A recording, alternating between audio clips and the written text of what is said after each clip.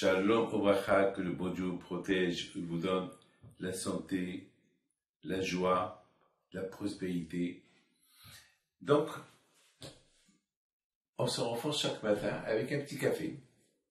Et je suis très content, très heureux que là où je vais dans le monde, on me dit Rabbi David, merci de nous inviter chaque jour, chaque matin.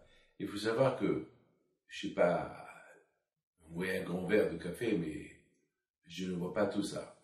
Enfin, je bois un peu pour me réveiller et je suis obligé de moi-même de sentir l'histoire que je vous raconte. Aujourd'hui, l'histoire que je vais vous raconter est extraordinaire. J'étais à Écully pour mon fils Rabbi Raphaël a inauguré une très belle synagogue qu'il a construite avec un mikvé. Et puis je recevais les gens. Et puis voilà, il y a un monsieur qui rentre me voir avec deux téléphones dans ses mains. Aujourd'hui, un seul téléphone ne suffit pas. Et dans l'autre main, il avait un paquet de cigarettes et un briquet. Donc il rentre, il ne m'a pas vu depuis 3 ans. Il était dans tous ses états, excité, mais en même temps, il veut me serrer les mains, mais il a le téléphone, l'autre main il est occupé, il a les cigarettes, le briquet. Donc, il pose le paquet de cigarettes et le briquet, il prend mes mains et ça pue la cigarette. Moi, grâce à Dieu, j'ai arrêté de fumer il y a quelques années, mais ça pue la cigarette dans ses mains. Alors, bien sûr, je prends le paquet de cigarettes. Vous savez, aujourd'hui, dans les paquets de cigarettes, il y a des photos terribles. Il y a là-bas des photos qui font peur. Il y a vraiment, c'est inimaginable. Et je prends le paquet de cigarettes et j'étais en train de le voir. Je le vois et je le regarde. Et le monsieur il a commencé à avoir peur. Il me dit, Rabbi David, ça va? Je lui dis, tu vois ce qu'il y a là? Il me dit, oui. Mais t'as bien vu comment ils sont les poumons? Ah oui. Et tu penses pas que tes poumons ils sont comme ça? Ah non, que tu préserves, non. Eh bien, qu'est-ce qu'on sait? Ah non, alors j'allais te fumer. Non, non. Mais attends, mais peut-être c'est trop tard. Ah, Rabbi David, ne me dis pas ça, vous allez me tuer là.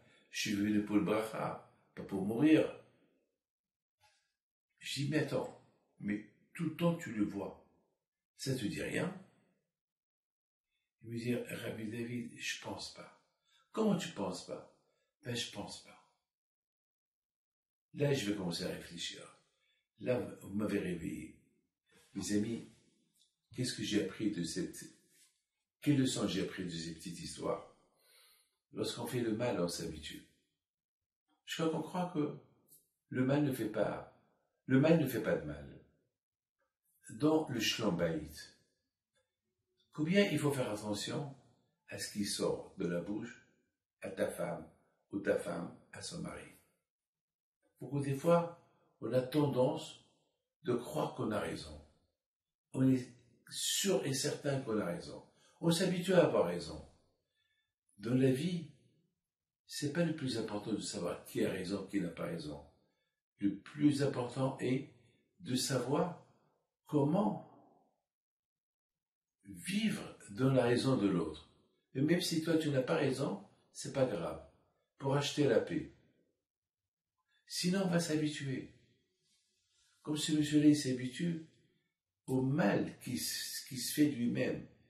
Dans le paquet de cigarettes, il y a des photos. Et dans chaque paquet de cigarettes, il est différent. Il y a des photos terribles, horribles, qui font peur. Mais il s'est habitué. Il croit que tout le monde peut être malade, sauf lui. Lui, il a rien à craindre. Il a rien à craindre jusqu'à qu'un jour, il découvre ce qu'il a. Les amis, combien? Il faut faire attention. Il faut pas s'habituer, même dans le respect des parents. La Torah, il dit, il faut respecter ton père et ta mère pour avoir une longue vie. Pourquoi la Torah, il dit, pour avoir une longue vie? Mais c'est normal, j'ai pas besoin que le bon Dieu me donne une longue vie pour pour respecter mon père et ma mère. Respecter mon père et ma mère, c'est quelque chose qui est normal. Mais la réponse, c'est qu'on s'habitue aux parents. Et tant qu'on s'habitue aux parents, alors on les ignore un peu.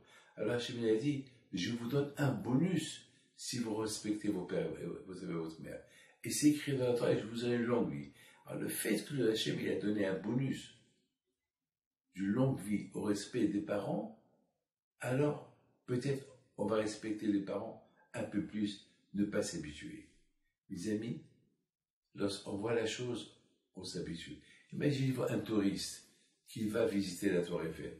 Il va aller une fois, 2 fois. Après, c'est fini. Il ne va pas aller chaque jour faire la balise haute. C'est fini. Ça, il le connaît. Ça, ne lui dit plus rien. Mes amis, il faut toujours faire attention à tout ce qui est dangereux, qu'on ne s'habite pas à vivre avec le danger sans voir le danger. Que le bon Dieu vous protège, vous donne la santé, bracha, be'atzlaha, amen, et bisrot rabbi pinto, soit avec vous, avec un garçon.